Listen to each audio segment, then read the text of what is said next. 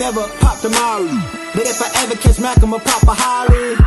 I don't even rob a cop the Harley. Blowing so much green, I shame Marley. Yeah, I push the line to its full limit. Hit the hole like 22, boy, I'm a young Emmett. Nothing go like snow, now that's a cold image. Still whistling, sending, knocking them white women. Only reason I do it to avenge image. To the day they go before they box me out. Knowing me, it don't matter, I simply change my route. On my hobby. Basically, if we talk about the analysis team, it's their job to kind of do their research before they give you any quotes. Right. Right. Because we need to be sure on all aspects before we say that, okay, so this is going to cost you this much. Because if we haven't done our due diligence, we're not going to be sure exactly what's going to be going on, and we could have missed something. So we don't want to do that. So it comes out as a miscommitment later on. So we want to go ahead and be precise on all aspects before we give you a quote, before we give you a timeline, because everything is, kind of sensitive on all aspects, and for considering costs, for considering timeline, just for giving your timeline, we need to be sure that we can deliver you with that timeline, and it's not going to go over that. Yeah. So all of these things need to be considered before we share any proposal with you. Okay, well, I'm ready now. That's all. All right, perfect. Now, LaMonte, before we get started on this, right?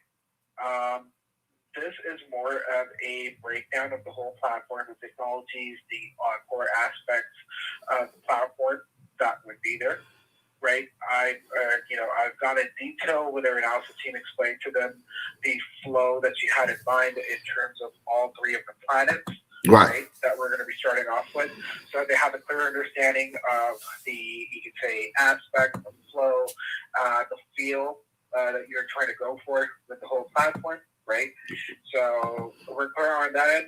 This document that I'm going to be sharing with you is basically going to give you a deeper insight in terms of all the technology stacks that would be used to develop the platform, all the third-party dependencies that would be there that we would be integrating with in order to achieve certain capabilities with the platform, right?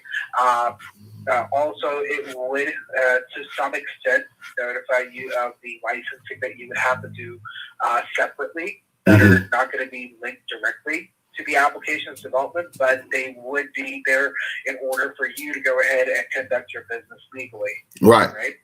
So this, this proposal is going to give you a complete breakdown of all aspects, and once you go over it yourself, it actually would give you clear expectations on what you're getting from us, what you would have to do on your own, particularly regarding the licensing part. You would have to go ahead and kind of do those things on your own, and it would give you clear expectations of a ongoing cost associated with your platform itself, right? So if we go ahead and, once you go get into the proposal, you would see like an executive. Could you email it so while you're going over it, I can be watching it? Sure. Give me just 1 second here. Let me go ahead and email that to you at the same time.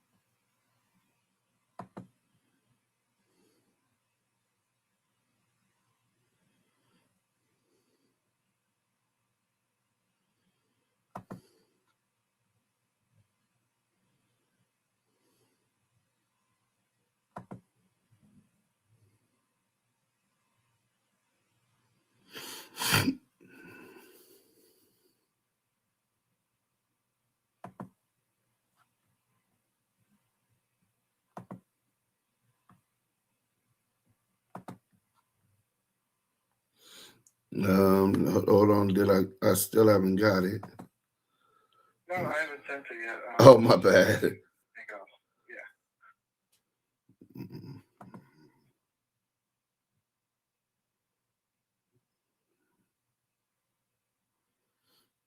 Press media mention. VC pitch. Okay.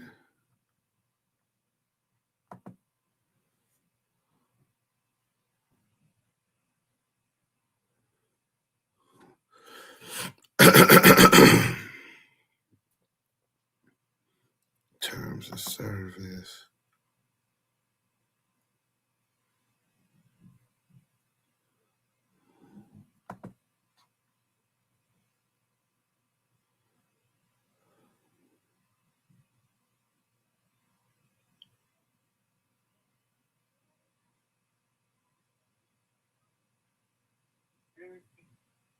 I just sent it.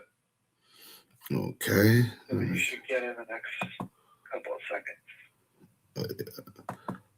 All right. Hold on. Let me see.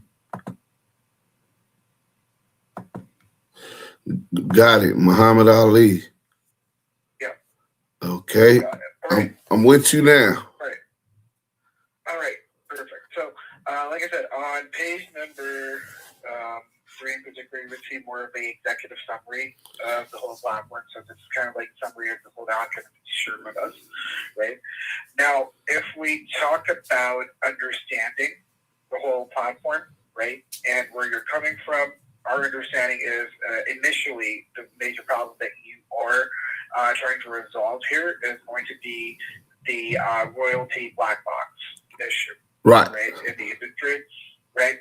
So particularly royalties are in limbo, hundreds of $millions in mechanical and performance royalties for sitting in black boxes because metadata is missing, incorrect, or mismatched. Right. Systematic friction is there because the systematic friction is direct fan monetization is hindered by a middleman platform, that takes significant percentages and delays payouts by 6 to 12 months. Identity fragmentation, artists and fans have their data and presence scattered across multiple socials, streaming, and commerce platforms with no unified grid, right? Solution would be basically a unified operating system, right? So HipHop Planets would provide a single, persistent environment where financial transparency and creative expression coexist side by side. And the financial backbone would be basically the rights engine within your platform, right? So this would be the OS layer that is built on automated fintech foundation by utilizing AI-driven scanning, blockchain-based smart contracts, and platform, and the platform will ensure that every second of consumption, whether it's a stream, a virtual club entry, or a digital purchase, triggers an instant transparent payout to all rightful shareholders involved. Right. Okay. So it would have a diegetic socialization and immersion experience as well. Unlike 2D streaming platforms, HipHop Planets would be using a diegetic interaction. This means that the user's interface is going to be a part of the world. For example, checking your royalty balance on a holographic wrist device within the space station. Okay? Right. So everything would be kind of like happening within the platform itself. Right. Now, this basically would create a high fidelity experience that mirrors the prestige and drip associated with the hip hop culture. Okay. All right. Now, the 3-planet proof of concept basically would be to demonstrate a full capability of the OS itself.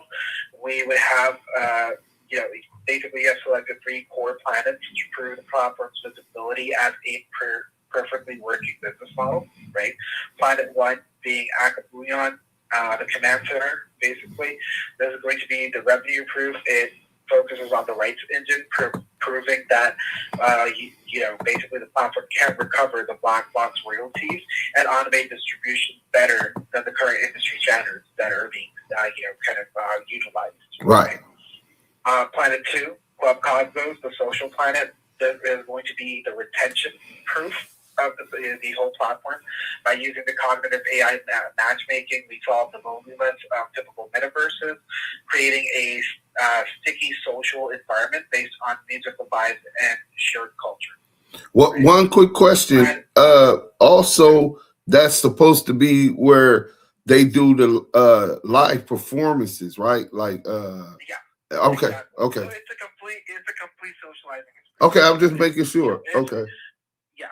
The base, if you look at it, the base core feature of it is basically the dating part of it. Right? Yeah, right. But if you look at it, it is a complete socializing hub. So when we talk about a socializing hub, it is basically social media on steroids.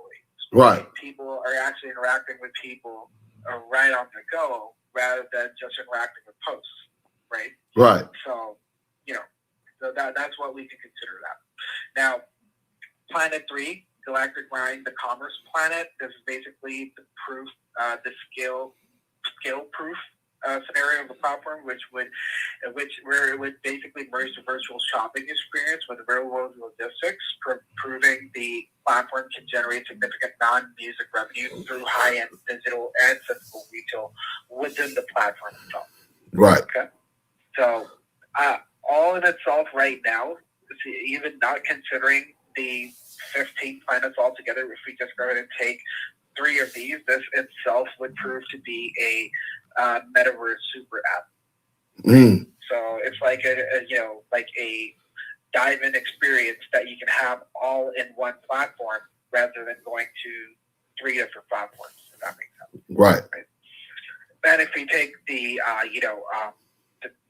commerce side of it, so it actually combines a lot of other things together. So it's giving a lot more than just 3 different platforms. It's actually giving you a complete solution in one single platform.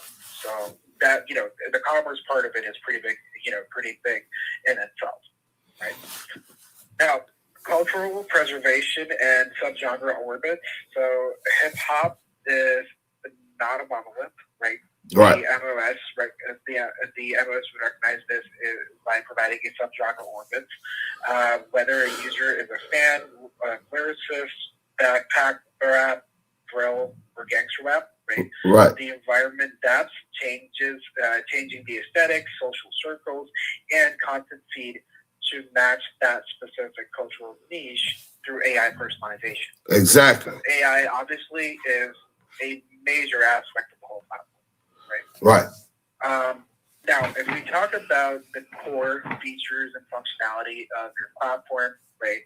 So now we've broken this down into, although this itself, all 3 of the planets is going to be a MVP version of your whole platform, because if we talk about the full scale version, it's very, very extensive.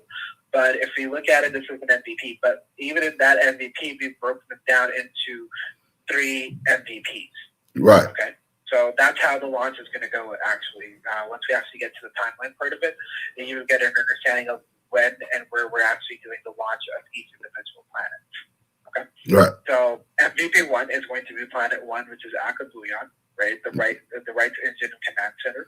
So the primary focus of the MVP 1 is going to be the foundational black box solution and the automated financial layer. Right? Right. So in this, the AI metadata and registration engine would be there. This module would utilize machine learning to scan audio files, cross-reference them with global databases to ensure 100% accuracy and track registration with ISRC, UPC, ASCAP, BMI, Sound Exchange, and NLC. Right.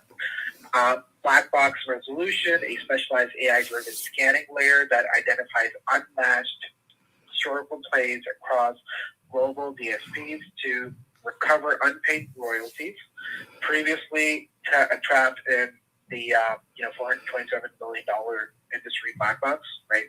So it's going to go ahead and try to recover that through accessing global DSPs. Smart contract royalty layers. This self-executing agreement would basically automate the split sheets process, ensuring that as soon as a track is consumed, be music, video, or live stream, every right holder receives an instant disbursement based off of that.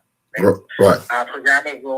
Programmable digital wallet, so every user is assigned a native wallet capable of holding multiple currencies and executing real-time revenue disbursement for creators and fans alike. Multi-format streaming hub, a high-fidelity VR AR environment designed for the upload and high-quality consumption of music, blogs, podcasts, films, and live streams, and a subgenre orbit basically dedicated to architectural spaces within space station or within the station that cater to, specifically to the hip hop culture, such as lyricist, gangster rap, drill, and backpack rap. Right. Now, MVP2, Planet 2, basically Club Cosmos, is going to be the MVP2. So there's going to be the social and dating planet, right? Mhm. So MVP2 introduces the high fidelity, social, interactive, and behavioral AI to drive users' retention, cognitive AI matchmaking. So this engine uses behavioral learning and music taste filter to match users based on their vibe and historical interaction data. Now, the benefit of actually having these broken down into MVP1, MVP2, MVP3 is because that the platform itself, once we go ahead and launch MVP1, Alkebulan, right, the AI would still be a part of it. Right. Okay? So the cognitive AI matchmaking part of it, it would actually have a good amount of time to learn about the user, right, their experience, their vibe all together. And once MVP2 goes live with the social and dating planet, Club Cosmos, the AI would actually have a good idea of the personality a particular user has. And then once they go ahead and start interacting with each other, this is where they would be, the AI would actually perform optimally and, kind of link them up with people that are an exact match rather than, kind of like a learning curve initially. Right. Real quick. And just so you know, the club is supposed to be Club Noir, right? But in any event, let me make sure that this is possible. Would the software be able to change the name? So say I'm finna do a campaign to fundraise for corporate sponsors to get in early, right? 250,000 or 500,000, and they'll have permanent residency on the app, right? And be a permanent sponsor, right? If they get in early or for 5 years or whatever we agree upon. Say T-Mobile wanted the club to be T-Mobile Noir Club Noir, sponsored by T-Mobile, right? Would we be able to alter that name in the future for corporate sponsorship placement? Say for that. In the future, yes, changes can be made at any point in time. Okay. If we want to go ahead and, let's just say, if we're able to go ahead and run those campaigns initially and get commitments and partnerships in beforehand, and while we're doing the design of things, right, it wouldn't affect the timeline or the cost of things. Okay. Right? Okay. But in the future, if you want to go ahead and make things, let's say, later on down the line, instead of T-Mobile, AT&T started partnering with you for Club Noir in particular. Right. And you want to change the branding from T-Mobile to, AT&T, that could still be done, but it would affect, it would basically be a matter of making updates, making changes. Right. So it would cost later on to make those changes. Right. But changes can be made nevertheless. Okay. Now, if you're able to get in commitments beforehand while we're doing this, right? Right. We would be able to make those changes, and it wouldn't affect it wouldn't cost you anything Well, more. ultimately, that's the goal, right? Ultimately, that's the goal. We're on that campaign starting Monday. I'm gonna have my interns contacting and reaching out. They've been doing the research. So, but go ahead. I don't want to interrupt the presentation. No worries. Right. So, Club Noir is going to be a high-end virtual nightclub environment designed on Unreal Engine, right, featuring a spatial audio and haptic feedback to simulate a real-world social experience. Okay. Style stations would be specialized zones where users can access avatar cosmetic upgrades and purchase digital drip to personalize their presence. Monetization zones would be secure gateways for VIP, for VIP dating subscriptions, sponsored brand lounges, for example, by Beats by Dr. Dre, like you mentioned, you can say Piss Tech as well, right? Yeah. And ticketed virtual events or concerts. Right. Okay? So these are going to be monetization zones within Club Cosmos. Right. Now, Planet 3 would be Galactic Grind, the commerce planet, right? So the final MVP will focus on the Galactic Grind Mega Mall, merging digital shopping with real-world logistics at the same time.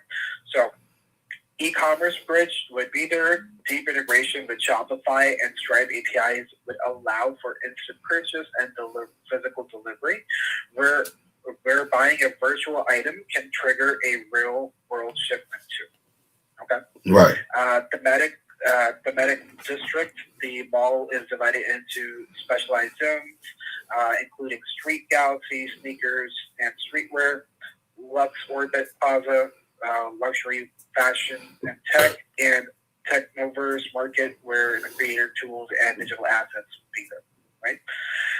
A bodega style for storefronts would be there, so custom designed virtual shops that allow both small businesses and major brands to host a presence within the metaverse, right? Right.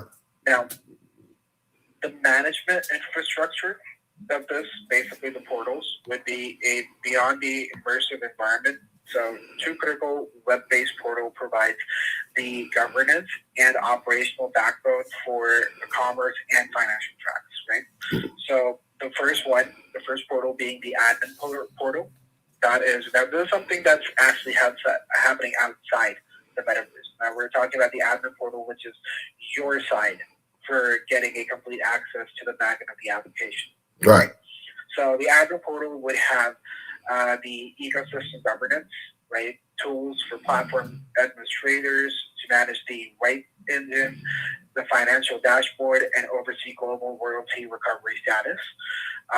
Security and encryption management would be there. Oversight of enterprise-grade encryption for financial transactions and user data privacy vaults, right? Identity and access management, centralized control over the single sign-on system that persists across all planets to ensure a seamless user journey, and the compliance vault class, which would be secure storage for royalty privacy data and financial regulatory compliance auditing, right? Right. Now, the second portal is going to be the vendor portal, okay? Now, basically, these would be for your Mega Mall. This would be kind of like your Mega Mall partner suite for the vendors or that want to go ahead and set up their shops within the Mega Mall. Yeah. There's going to be a dedicated portal for them. And again, this is something that is outside the metaverse itself. Okay. Now, if we go ahead and provide that within the metaverse, we talk about larger corporations, it becomes a little bit too difficult for them to go ahead and kind of go into something like an environment like this and then start creating. So we can just go ahead and give them a portal on the side where they can go ahead and apply all their changes and they would become effective within the metaverse itself. Okay. So more, you can say more of a business-friendly approach to the whole scenario. Now, a virtual inventory sync would be there, so real-time syncing between virtual storefront inventory and physical warehouse stock via real-world product APIs. So they would be able to link up their inventory management system that they're using within their, say, either their warehouse or their store or whatever sort of business they have, even if it's an online one. They would be able to link up with that directly to their online presence within your platform. So if something goes out of stock, it would go out of stock within your platform too. Right? So that would automatically be updated. Right? So sales and royalty analytics and visual interface for vendors and brands to manage their revenue shares and track real-time sales with the Mega Mall. Right? Storefront customization tools for vendors to update digital assets, manage their own style station drops, and configure instant purchase workflows. Last but not least is going to be the disbursement management, which basically would be the configuration of automated payout schedules for physical product sales through the platform smart contract layer, right? Okay. Now, that was all in all, if you talk about the core features of your platform. Right? Okay. Now we come on to the infrastructure and DevOps. Okay. So the infrastructure for HipHop Planet is going to be designed to solve the hardware barrier ensuring that the users on a standard smartphone or a low-spec laptop can experience a AAA fidelity of Unreal Engine without local rendering lag. This would basically be achieved through a decentralization, GPU-accelerated cloud architecture. So they'll be able to utilize it on the phone without VR easily, or it will still be in VR. They would need to have the goggles with their phone. They would still need to have the goggles. But we're talking about device capabilities, right? So let's just say, well, it's really hard that someone would be, kind of like impossible to consider that someone would still be using maybe like an iPhone X in this day and age, right? But the whole scenario of basically a GPU accelerated cloud architecture is not utilizing the capabilities of the device itself, but actually providing an accelerated cloud-based service, which the platform will be running off of, and it would only be streaming within the platform itself. If it makes sense. Okay, but that makes a lot of sense. For them, it would be a seamless experience as they're interacting with the platform, but it would actually be a streamed version of their interaction that they're seeing within the phone device itself. Right. This is because, for people with not so up-to-date devices, if someone, let's just say, is using maybe an iPhone 11, iPhone 12, iPhone 13, they would still be able to use this platform without any lag or latency. Okay. And without any change in experience. So, and that makes a lot. Pro Max, yeah. And that's very important also, because the experience that we're trying to provide has to be pristine, right? It has to be a great experience. So yeah, that's very, very important. But go as you were. That's why we actually went for a cloud accelerator approach architecture rather than a in-device capability one, because from device to device, the experience can vary, right? So we just went ahead and took it up into a cloud accelerated GPU, because now everything, for everyone, the experience would be the same rather than it being different on different devices. Right. So that's what we're doing. So cloud rendering and pixel streaming, because the metaverse layer utilizes a high fidelity visual, spatial audio, and haptic feedback. We bypass local hardware limitations using pixel streaming. Okay, so GPU cloud instances, the Unreal Engine environment is hosted on a high performance GPU instance such as AWS G5 or CoreWave. Right, real-time video encoding. The engine would render the 3D world in the cloud and stream it as a low-latency interactive video feed to the user's browser or headset.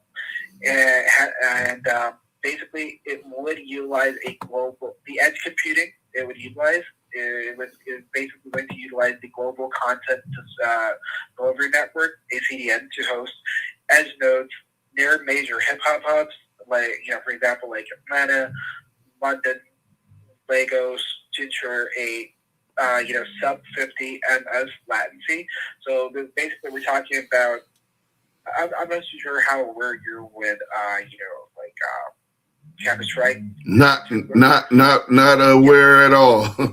Okay, so basically it is it's a game, right? And you can say low latency is very important for the competitive nature of Counter-Strike, right? Mm-hmm. So to ensure sub minus 50 ms latency is basically equal to that. So competitive gaming level latency is going to be achieved within this platform, right? Right. So moving on to the OS layer, connectivity, right? So the technical glue connecting the fintech and the metaverse tracks requires a robust, high availability backend, right?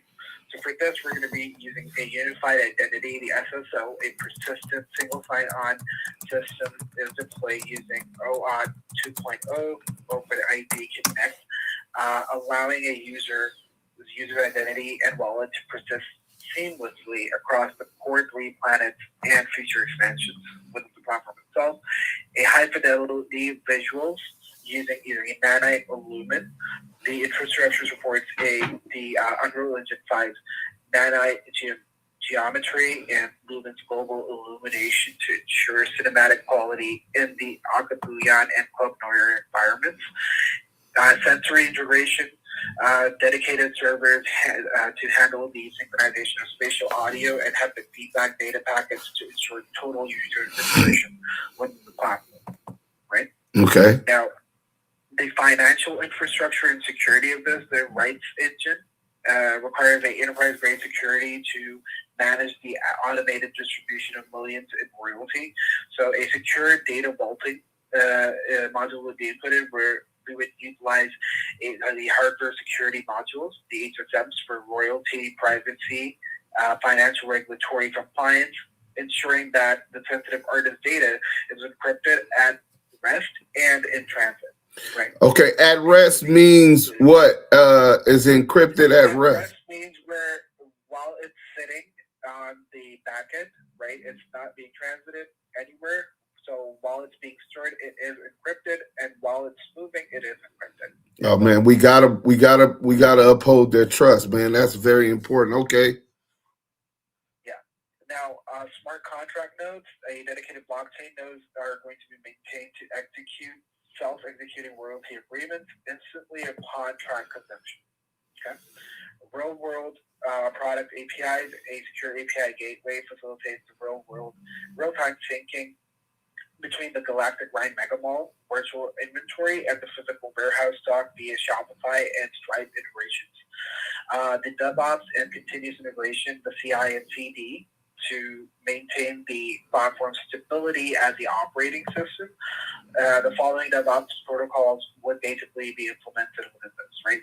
So automated scaling, the infrastructure automatically spins up a new GPU instance as concurrent user counts increase in Club Cosmos or during ticketed virtual events, right? So this basically would happen on the back end to incorporate a larger concurrent user base. Okay. Certain events, for let's say there's going to be a digital concert within your platform, and you might have a higher number of users, active at the same time. Right. Usually you would have on the go, right? Uh-huh. So it would be able to go ahead and spin up a new GPU instance cloud-based in order to support that larger user base. Okay. So security auditing, so continuous automated vulnerability scanning is integrated into the build pipeline, specifically targeting the programmable digital wallets and the payment gateways. Zero downtime updates. This would basically be leveraging the containerization, the Kubernetes, or we can update the planetary environments or the admin portal without interrupting the user experience or royalty tracking. So any updates that would be done on the admin end or the planetary environments can be done in runtime without any downtime to the user experience. So updates can be rolled out while people are using your platform. Right? Oh, so okay. there can be any downtime between those updates. Right? Okay. Okay. So if you look at the on page number 11, you would see like a system architecture diagram. This would kind of place the whole platform in this. You can say. This whole diagram basically telling you what's happening on what layer of the platform, right? So the core system database layer, obviously, HipHop Planets Central Data Hub would be the base one, right? Then there would be the presentation layer, which would be a unified user profiles, AI metadata and rights registry, social graphs, and matchmaking data, programmable wallets and ledgers, and secure compliance wallet. Right, that's going to be the presentation layer and the external third-party layers that would go in terms of like third-party integrations. So for rights verification would be done through ASCAP, BMI, and Sound Exchange. Mechanical licensing would be through MLC. Virtual to physical commerce would be achieved through third-party Shopify. Digital wallets and payments would be achieved through Stripe. Infrastructure pixel streaming would be done through AWS CDN and GPU Cloud. Right? So okay. It's going to be running concurrent with third parties in terms of the infrastructure that we're going to be creating in your presentation layer as well. Okay. So there are dependencies, right? but we're going to go ahead and minimize the load on those. Okay, so how do those relationships work with those dependencies? Is it because they have patents that prevent us from creating software that will keep us independent, or let me get a better understanding of that aspect? Well, I'll explain that to you. So, in terms of certain dependencies, right? Since we're talking about regulatory bodies, for them, there's really no way around it, right? But when we're talking about, virtual to physical commerce, using Shopify, Right. using digital wallet integration through Stripe, and infrastructure, planning through streaming with CDA and cloud GPU. Now, these can be substituted as well. But the cost to substitute them would be expeditionally, would be a lot more. Okay, so right now it's the cost efficient, convenient, but later on, will we still have an option to pay to get that developed? So say the app, the MVP was gone. From day one, we're already trying to scale it. I got probably about 600 artists. I bring the artists bring their fan base, right? And content creators. We scale it, we prove we can start generating money from day one. If it continues to scale a year and a half, 2-3 years later, will it be a major inconvenience to then pay you guys to have that done, where we will become independent? It's not an inconvenience. It's not an inconvenience, but it is something for you to consider on a budgeting perspective. Mm-hmm. Because when we go in and talk about having an independent wallet within your application that's not being charged through a third party, but you go ahead and do it yourself, it's basically creating another payment processor, another payment merchant, which would require another, you could say, a whole level of licensing that will go into it first in order for you to even start developing something like this in the first place, right? So from a cost standpoint, it was going to be something for you to consider. It's not an inconvenience to go ahead and develop a platform like this. So licensing and all that kind of stuff, that's just going to be the hurdle that you're going to be facing once you try to do this yourself, right? Right. And there are a lot of platforms out there that have their own payment processors that don't use any third parties. So it's something that is doable. It's not something that has not been done before. Right? Okay. Now, if we talk about the virtual to physical commerce, if we're utilizing Shopify right now, if you go ahead and create an e-commerce engine within your own platform, that too is doable, and that wouldn't require anything in terms of licensing. But yes, in terms of you can say highly expensive infrastructures that would need to be created in order to achieve this, where you're easily able to achieve it through an integration with Shopify, that is something for you to consider. So in terms of, 3 below, right, integrations, those are something that can be replaced, right? If we talk about the infrastructure, going through AWS, that's something that you can go ahead and replace with deployable servers, right?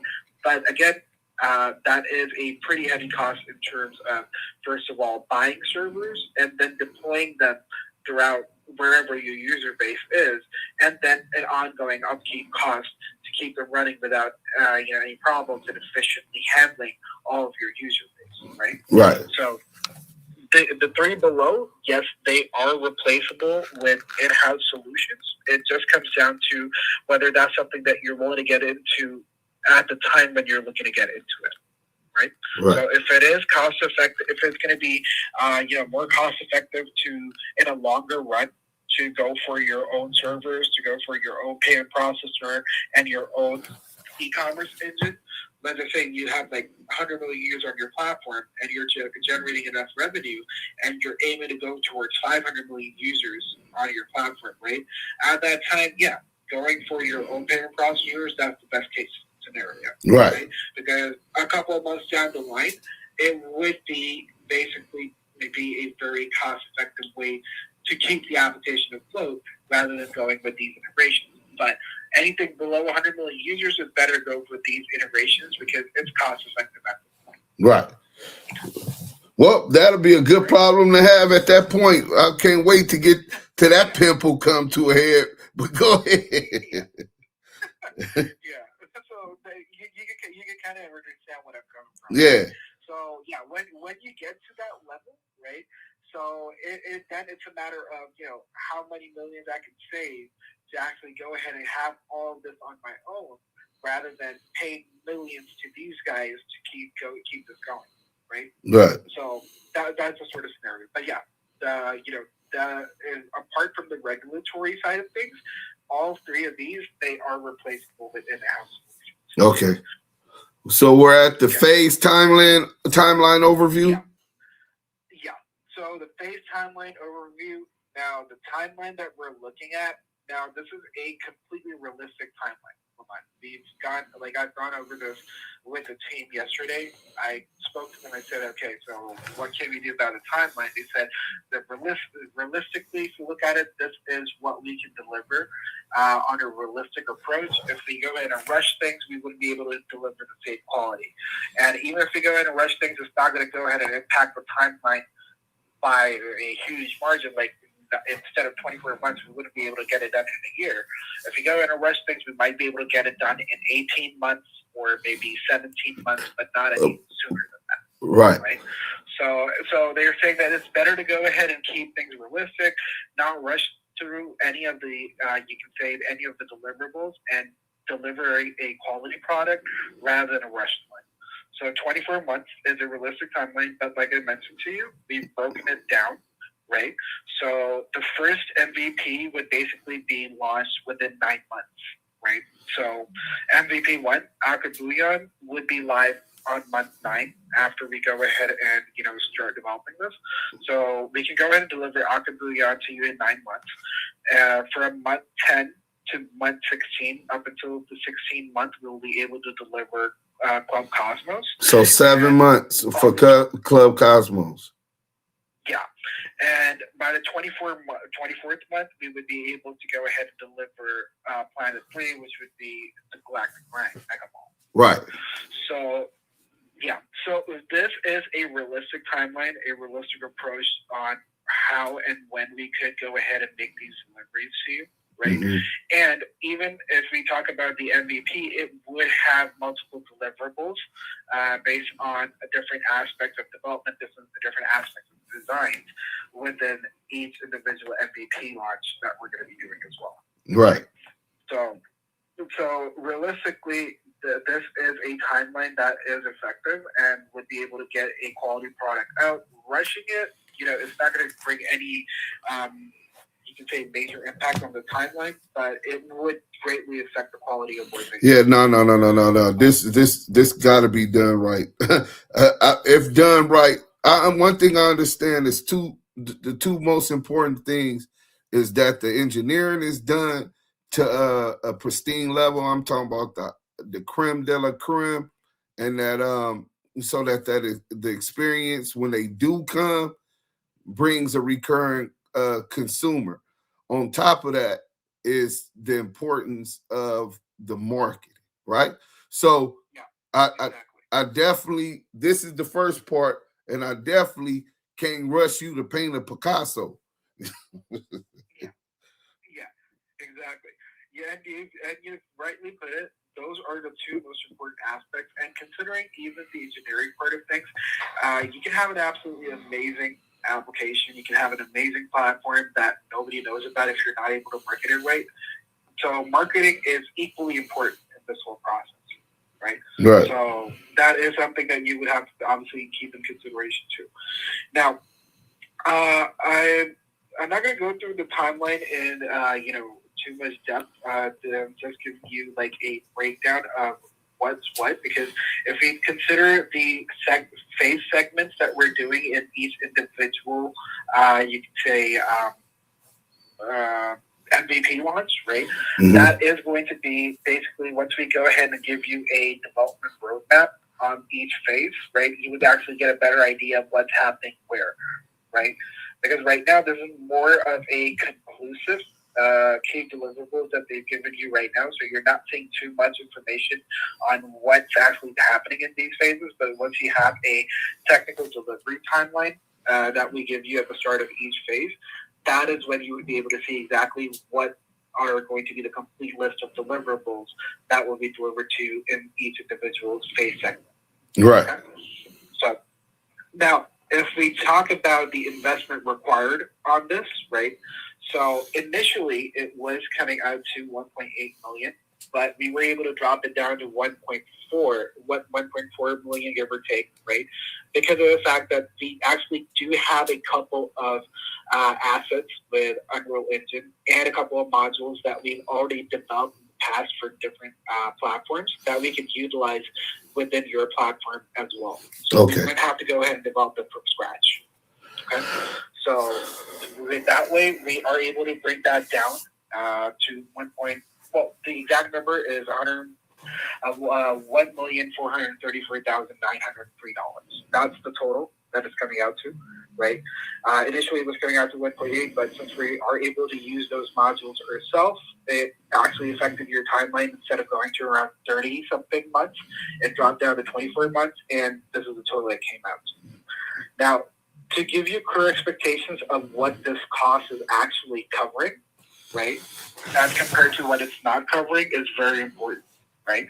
So basically, this cost is going to be covering the end-to-end delivery of the application's design, development, the public launch, all of that, right? What it doesn't include is basically the technical, let me go ahead and tell you what it doesn't include. It basically doesn't include a prototype proof of concept, right? So this is not based off of, we're not saying that we're just going to be giving you a workable prototype. We're actually talking about giving you a complete workable platform, okay? Right. This is not a short-term MVP, right? So this is a scalable version. So it's not a short-term MVP that has to be substituted with another form of development that has to be done from scratch. That's not the scenario. This is a scalable product, so you can actually grow on top of this. So any additional planets that you would be adding in the future, they would be scaled on top of this. No, the development would be scrapped from what we're delivering to you. And another aspect of this is that this is not a staff augmentation engagement. So it's not like a scenario where we're going to say, okay, so instead of, paying 1.4, you're going to have to pay 1.6 because we, utilize a little bit more resources here. We utilize a little bit resources over there. That's not the scenario. The cost that we've given you, that's the final cost. It's not going to change. It's going to remain the same. Not unless you change the scope and add on more stuff to it. Make sense? Right. Okay.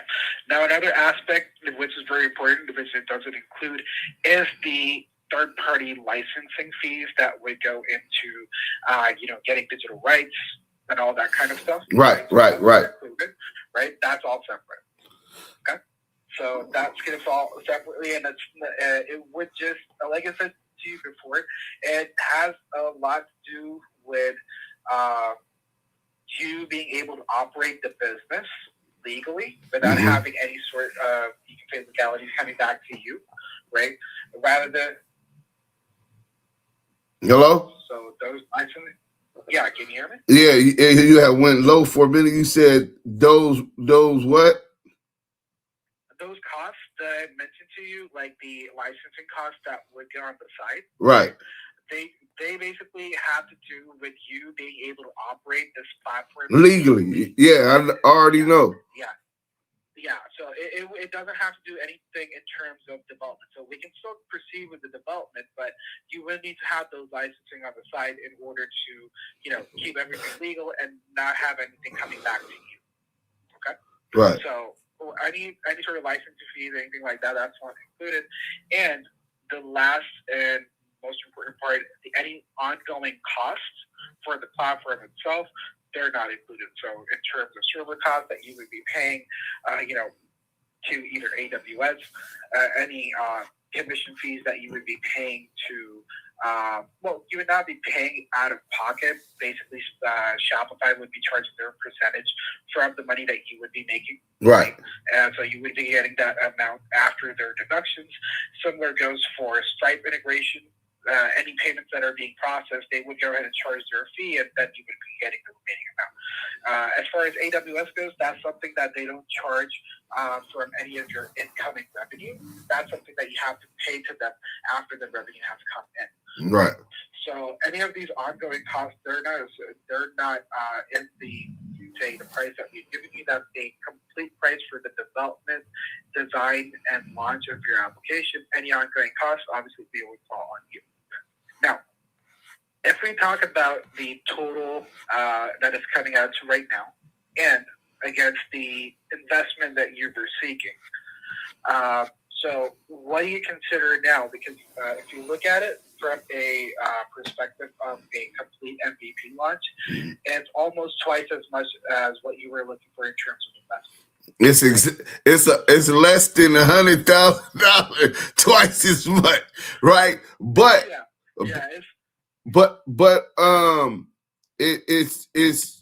I'm looking at the actual architecture of how you guys put it down. This was my original estimate of the final product. So when I was dealing with Arias, I always got the impression when he was citing me, estimate maybe 53,000. I'm like, oh, he's probably going to give me a good MVP of all of it, but it won't have all of the actual things. And that will put me in a position, as long as the rice engine is on Alkebulan is right, where they can stream and they can upload music, distribute music and or videos and register their stuff. I could start generating money, maybe even license this to record companies to pay the rest. You know what I'm saying? So I don't think that it's definitely hit me across the head when I seen the price. But honestly, before I talked to Arias, that's what I told him, that my estimate was going to be about 1.5, right?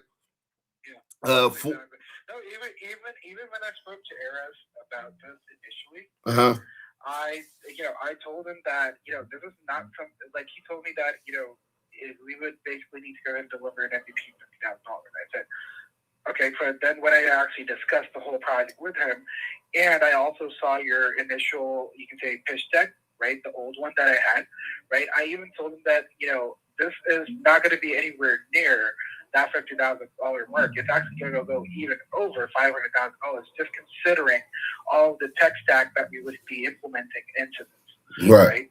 So the infrastructure cost is the most important one, because the infrastructure that we're creating right now, this is going to be the infrastructure of the whole ecosystem moving forward for the extended 15 planets and maybe even more in the future. Right. So creating an infrastructure, a solid infrastructure, is very important. Working off of something, with a infrastructure that's not able to support a scalable version of your whole ecosystem, and there's really no benefit of working with that, because all that money goes to waste if you're not able to scale on that infrastructure, right? Yeah. So considering all of that, this is a realistic price point. This is a realistic timeline. There's there's no, you could say, miscommitment. Based off of our complete understanding of your platform, these are the numbers that we came up with. Now, in terms of you seeking funding for this, right, I would say maybe go ahead and seek funding, not just for the development side of things. Consider all aspects, because rough estimates after I spoke to our legal team in terms of what might go in terms of licensing and other fees associated with this, those two would fall somewhere between roughly $250,000 to $400,000, depending on all the licensing that you need to go in and acquire. So that's already back up to about 1.8, 1.9, just an even $2 million, and that's without marketing budget. Exactly. That's without the marketing budget, exactly. And now if you go ahead and add on another $500,000 for marketing, right, that goes up to 2.5, right? And if you go ahead and take maybe supporting the platform for the next 2 years Right. into consideration without you, let's just say, without you relying on revenue as of right now. If you just go ahead and consider that your platform in the next 2 years has a user base of 1 million active users. Let's not aim too high. Let's just keep it conservative, right? Right. So just considering if you have an active user base of around 1 million users in the next 2 years, you being able to support the platform and keep it running without taking any revenue into consideration, that would be another almost $300,000 to $400,000 for the next 2 years, right? So collectively, if you look at it, you're looking at somewhere around $2.7, $2.8 million in terms of getting the application out there, marketing it, being getting all the licensing done, and being able to support it for the next 2 years based off of 1 million user base, right? That's what you're looking at altogether. Obviously, we would have to take, once the application launches, once your platform starts generating revenue, you would have to obviously take that into consideration too, because that would be a major chunk that would be supporting your application's, future development and, keeping it running, and obviously it would result in profits and revenue as well. So, but if you go ahead and take the revenue part out of the picture, not consider it for a second, you're looking at somewhere around $2.7, $2.8 million in terms of an initial investment to get this completely off the ground and not have to worry about it for the next 2 years. Yeah, and that's the comfortability that I necessarily need to have even a chance of success. When it comes to marketing, that is one of my strengths. I went viral maybe probably 10 different times. I do have a pretty good fan base, about 10K subs on YouTube, 15K followers on Insta. So, and then it's not the followers, how many followers I got, it's who I follow, who follows me, Fat Joe, like real influencers that I have relationships with, and content creators also. Now, mind you, I'm not looking at it from a perspective of I'm trying to get 1 million people on here. I want to get 1,000 content creators. Say you get 1,000 content creators, and each one of them, some might have 100,000 subs, some might have 30,000 subs, but just say an average of 15,000 subs. If they're able to properly migrate them to this platform where they're able to better monetize everything that they're doing, then you're at the 1.5, and then it goes into you're at the 1.5. I want it, and that's where I want to be within the 2-year process, right? Because should be able to, especially if you get 10% of that 1.5 every month, to spend about $100. You know what I'm saying? So shopping, registering music, events, whatever. So yeah, man, I think first and foremost, let me tell you, I appreciate the honesty. I appreciate the research. I appreciate even the advice that you gave, though you're not a lawyer, just warnings. Let's just say the warnings you gave me about the legalities that will be necessary. I had just completed my the investor data room, right? And and my investor data room, I see now I'm gonna have to change some things, but I think so more than likely, I think I'm gonna be looking for $3.7 to $4 million, and I need to be real. That's crazy. I'm not so much worried about the 1.4. I got a couple guys who have that kind of money that have been dying for me to meet with them, but I've been meeting with the VCs. But now I'm going to talk to them. So getting this going, and then what kind of payment plan would I have to play? The first payment would be what, 500,000? No. It wouldn't be like that. So we've actually broken it down into the whole 24-month process. So the engagement amount is at 200,000. Okay. Okay. To go ahead and get things started off.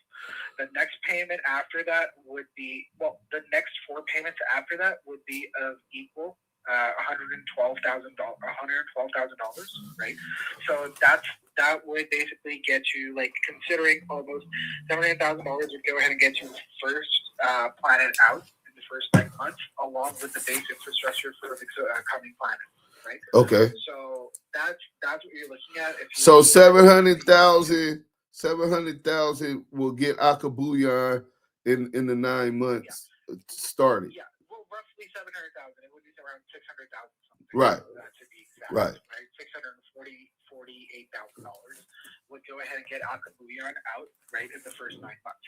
Now, the second planet after that, right, because most of the infrastructure would actually be created. If you look at the core, you can say, functionality of both the planets at the infrastructure level, the infrastructure for the second planet would already been created while we're doing Alkebulan, right? So for the second MVP, the payment structure would be almost 92,000 for each installment. That would be like 4 installments for that, right?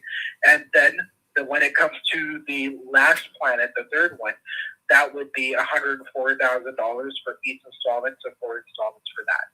So you're, like I said, you don't need to go ahead and pay like $500,000 to get started. Yeah. You pay $200,000. We start and get it started. Right. Yeah. A couple of months down the line, that's when your second payment comes up. Another month or so after that, your third payment will come up. Another month or so after that, your fourth, and then another month or so after that, your fifth payment. Now this would be month 9, so we would have launched the MVP 1, which would be Alkebulan. Right. Now after that, that's when we go ahead and get directly into Planet 2 development and design, and that's when your payments start on that. So, like I said, it's broken out into almost, I think there are a total of 13 installments that are going to be paid out within a 24-month time period. Okay. Yeah. Well, it sounds like well, first, thank you again, man. Honestly, you blew me away, not with the price. Definitely the price stung, right? But you got that, just gonna make me grind. Last night I went to sleep at 3 o'clock in the morning, putting together that data room, right?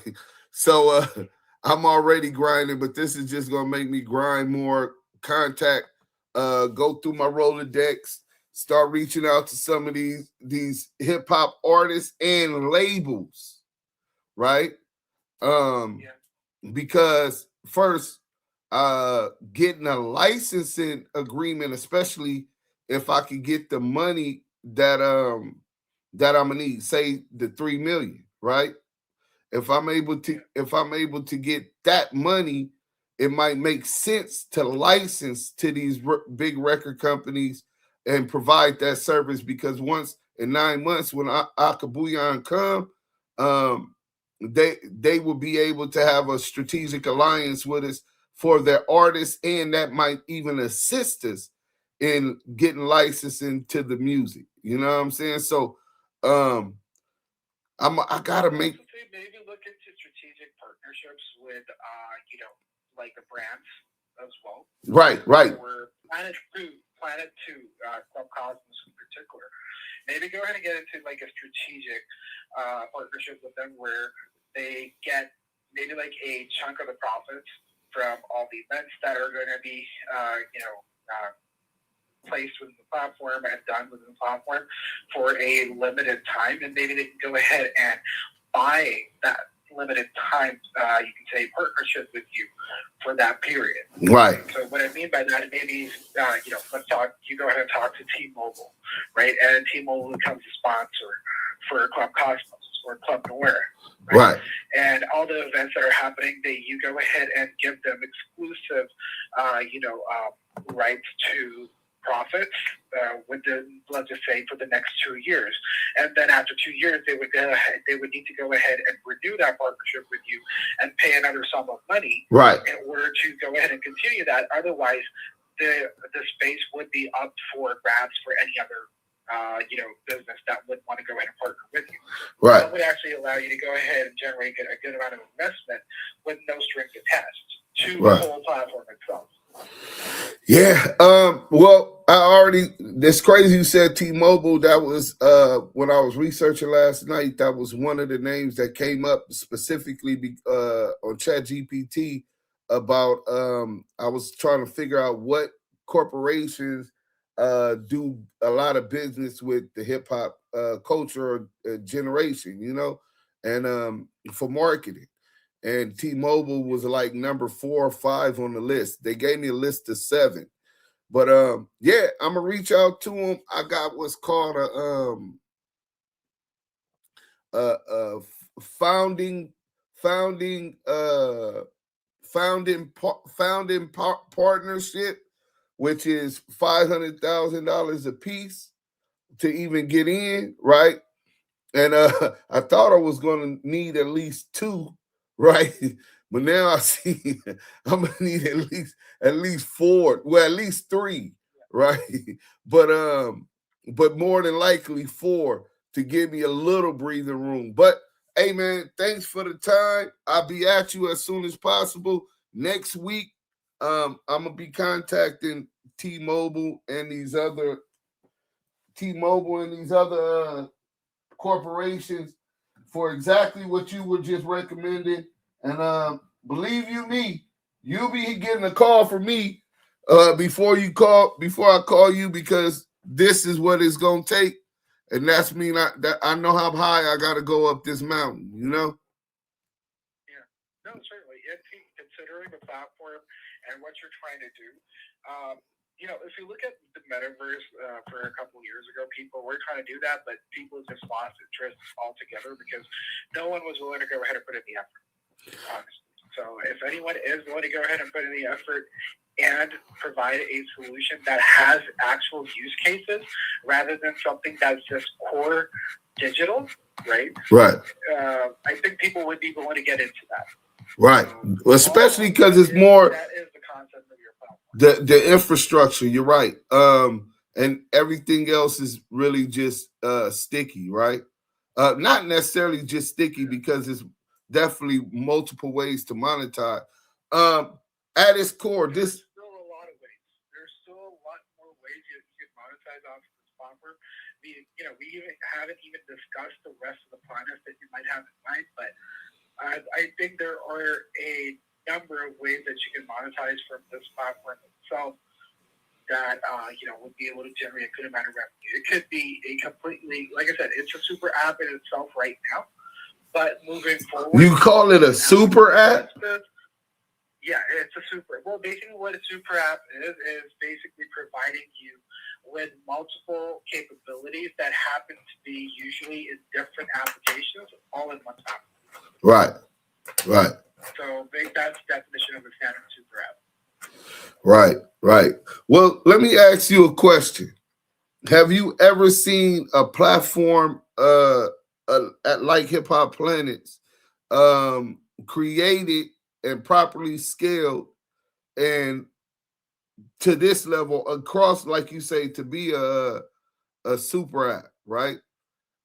What comes to your mind with the potential of so I can know what I'm on par to based on your experience, right? Well, if you look at HipHop Planet right now, right? Mm-hmm. There's really nothing else like this out there right now. Right? Mm-hmm. But if you want to go ahead and maybe talk about creating an industry standard, right? This would basically be creating an industry standard in the metaverse because, like I said, people lost interest in the metaverse. The companies that were jumping on into the metaverse, Snoop Dogg was very much into the metaverse scene when it was going on. But, organizations that were working on it, they just lost interest. And they were not willing to go the whole way, to go ahead and pull it off. And at the time, they were not looking at the metaverse the way you're looking to monetize from it right now. And again, there were, you can say, technical restrictions at the time as well, because the metaverse could only be accessed through maybe the Oculus Rift, right? Dedicated devices. Now, considering the phones and the technology that we have available to us in 2026, the whole scenario, the whole horizon is a lot different. So you can have the access to the metaverse to any device that has an internet connection and is able to support cloud streaming. So, like I said, there's not an application out there like this right now. But if you talk about super apps in the past, I'm not sure how much you're aware of Alibaba in particular. Yeah, a little bit about Alibaba. Yeah, so if you go ahead and look at Alibaba, we look at it right now as a e-commerce platform. But Alibaba itself is a super app because it has many outlets to its application that actually give you a complete 360 solution to all aspects of life. Right.